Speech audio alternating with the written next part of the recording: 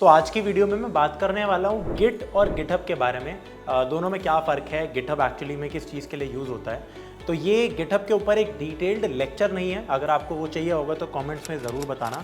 काफ़ी carefully curate करके एक लेक्चर मैं बना लूँगा गिटहब के ऊपर एंड आपको वो हेल्प कर सकता है। बट उससे पहले हम क्यों गिटहब सीखते हैं, मतलब गिट सीखते हैं और गिटहब क्या होता है, गिट लैब क्या होता है, इन सब चीज़ों के बारे में मैं बहुत ही शॉर्ट में और बहुत क्रिस्प तरीके से आपको बस एक इन्फॉर्मेशन देना चाहता हूँ। ठीक है, पहली बात तो गिट यार वर्जन कंट्रोल होता है। अब ये वर्जन कंट्रोल क्या होता है भैया, एक एग्जांपल के तौर पे अगर मैं आपको बताऊं, आप अपने फ़ोन पे काफ़ी सारे एप्लीकेशंस को यूज़ करते होंगे।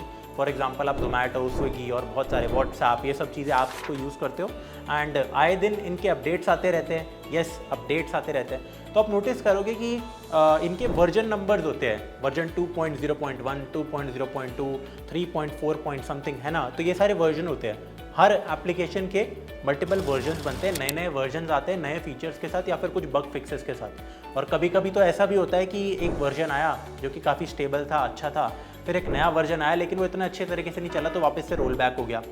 या फिर कभी कभी ऐसा होता है कि एक पर्टिकुलर वर्जन आया जो कि काफ़ी स्टेबल था, बट नए वर्जन्स पहले रिलीज़ हो जाते हैं कुछ डेवलपर्स के लिए, चेक करने के लिए कि इनमें क्या बग है नए फीचर्स के साथ, ऑफ कोर्स। ठीक है, तो ये सारे अलग अलग वर्जन होते हैं, इन सबको मेंटेन कैसे किया जाता है, तो उसके लिए यार गिट हमारे काम आता है। ठीक है, कि गिट बेसिकली सिर्फ ये काम नहीं करता, एक तो कि सारे वर्जन को स्टोर करके रखे। तो फॉर एग्जांपल हर वर्जन में कुछ पीस ऑफ कोड होगा, तो सारे पीसेज ऑफ कोड को, ऐसा बात नहीं कि सिर्फ वो सेव करके रख रहा है। ऐसे तो यार आप अपनी लोकल मशीन में फॉर एग्जांपल VS कोड को खोलते हो और आप एक पीस ऑफ कोड लिख रहे हो जिसमें आप काफ़ी सारे चेंजेस करते हो, और आप बार बार क्या कर सकते हो कि जब भी आपका कोई वर्जन बना या कोई पर्टिकुलर स्टेट बनी, स्टेट मतलब कि उस समय पे आपने कोड में चेंजेस किए और उसको फिर आप सेव कर रहे हो कहीं, फिर आप उसको नया बना रहे हो, एक फ़ाइल कर सकते हो ऐसे करके भी, बट वो यूजलेस हो जाएगा। आप नई नई फाइल्स तो बनाओगे नहीं, नई वर्जन के लिए बार बार हर छोटे मोटे चेंजेस के बाद एक नई फाइल क्रिएट नहीं करोगे।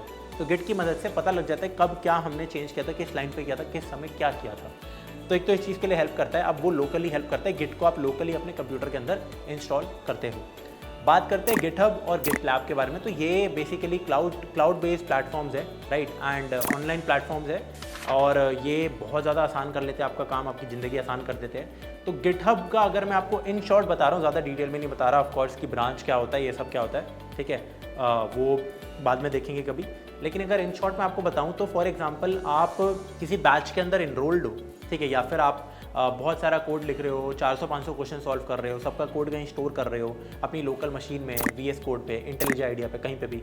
तो अगर आप अलग अलग सॉफ्टवेयर्स को यूज़ कर रहे हो, ठीक है, अलग अलग IDs को यूज़ कर रहे हो, टेक्स्ट एडिटर्स को यूज़ कर रहे हो, आप उन फाइल्स को एक अच्छी जगह ऑर्डर्ड तरीके से, अच्छे ज़्यादा और भी अच्छे स्ट्रक्चर्ड तरीके से सेव करना चाहते हो और ऑनलाइन भी सेव करना चाहते हो, ठीक है। तब बाकी अगर किसी को मान लो आपको शेयर करना है या किसी और डिवाइस में कभी आपको वो वाला कोड एक्सेस करना है, तो ऑब्वियसली गिटहब उस चीज़ के तो काम आता ही है। ये तो बहुत ही एक बेसिक काम है गिटहब का। इनफैक्ट रेपलिट भी ये काम कर देता है, रेपलिट भी बढ़िया है, राइट। अब गिटहब के अंदर बेसिकली क्या होता है, जो नंबर 1 इसका फीचर है वो है कोलैबोरेशन।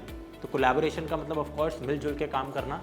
कभी भी आप इंजीनियरिंग कर रहे होंगे तो आप टीम के साथ काम करते हो, अकेले काम कम ही करते हैं। तो किसी एक पर्टिकुलर प्रोडक्ट के ऊपर मल्टीपल लोग काम कर रहे होते हैं, ठीक है, तो सब अपने अपने कुछ ना कुछ चेंजेस करते हैं। तो वो सारे चेंजेस बताना कि यार किस इंसान ने कब इसके ऊपर क्या वाला चेंज किया था, वो सब चीज़ें हम गिटहब की मदद से देख सकते हैं, गिट लैब की मदद से भी पता लगा सकते हैं। और होता क्या है कि एक हमारा एक होता है मेन प्रोजेक्ट, आप ऐसे समझो, ठीक है। अब मान लो 10 लोग उसके ऊपर काम कर रहे हैं, तो सबका एक अपना खुद का वर्जन क्रिएट हो रहा है, राइट। तो वो सारी डिटेल्स, सारी चीज़ें यार गिटहब की मदद से बहुत ही सीमलेस और बहुत अच्छी तरीके से हो सकती है एंड ऑलमोस्ट हर एक डेवलपर इसको यूज़ करता है इस दुनिया के अंदर, ठीक है। तो ये गिटहब प्लेटफॉर्म या फिर गिट लैब प्लेटफॉर्म आपको प्रोवाइड करती है। कोलैबोरेशन के फीचर्स हो गए, ठीक है, और एक्स्ट्रा और भी फीचर्स प्रोवाइड करने लग गया आजकल की वेबसाइट को भी होस्ट करवा देते हैं। तो ये हमारा काम होता है गिट का और बेसिकली गिटहब का वर्जन कंट्रोल होते हैं ये, राइट। अगर आपको यार इसके बारे में ज़्यादा एक डिटेल्ड वीडियो देखनी है और एक बेसिक चीज़ देखनी है कि भाई गिटहब के अंदर कैसे हम अपना कोड अपलोड कर सकते हैं, रिपोजिटरी क्रिएट कर सकते हैं, बेसिक छोटी मोटी चीज़ें, ठीक है, चेंजेस कमिट कर सकते हैं, ये सब चीज़ों के बारे में अगर आपको जानना है, ब्रांचेस क्या होती है, थोड़ा सा वो सब देखना है, ठीक है, तो मैं एक सेपरेट वीडियो बना सकता हूँ। कमेंट्स में बता देना कि अगर आप इंटरेस्टेड हो ऐसे किसी वीडियो के लिए। तो इस वीडियो के लिए इतना ही था, आपसे मिलते हैं अगली वीडियो के अंदर, बाय।